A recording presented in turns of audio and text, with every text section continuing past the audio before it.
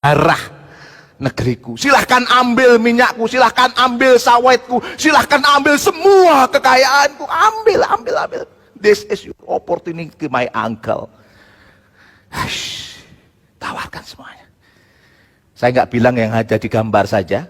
Sejak konferensi meja bundar, kita sudah menyerahkan diri kita ini pasrah bongkoan kepada asing, saudaraku. Pasrah bongkoan.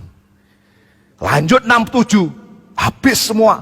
Lanjut berikutnya, semakin habis. Inilah dunia kita hari ini. Dan muncullah kelompok seperti ini akhir-akhir ini. Pemerintah melayani oligark. Apa sih oligark itu, Pak Agung? Segelintir kalangan yang memiliki material power, memiliki kekayaan besar, dan mereka menguasai sumber daya tadi. Pemerintah melayani mereka. Sedangkan rakyat gimana? Melongoh. Itu dimakan, itu diminum, padahal ini tanah kita, ini air kita. Ini yang terjadi. Bohongan Pak Agung, nggak begitulah. Mahfud MD pernah mengatakan, apa kata-kata Pak Mahfud MD tahun 2000?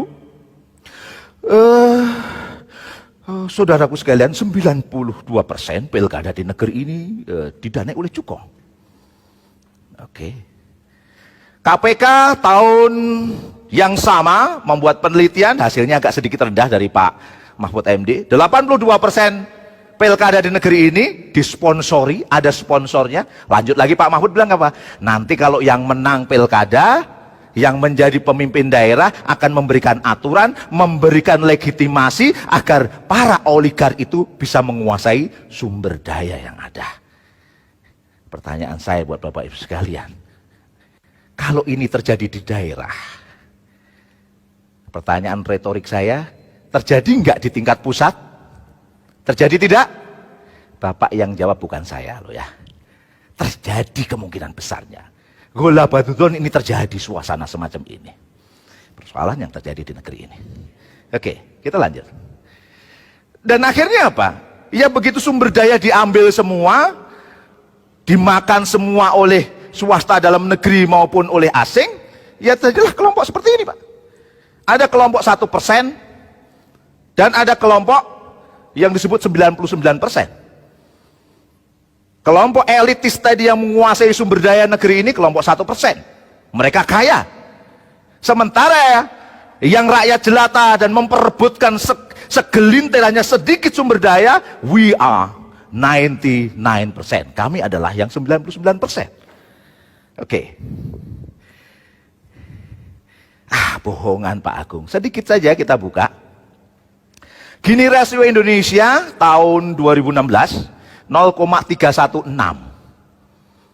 Itu angka yang sangat mengerikan sebenarnya. Kalau kita lebih lanjut lagi, mungkin dengan daftar kemiskinan gaya World Bank, $2 per hari bisa lebih banyak lagi.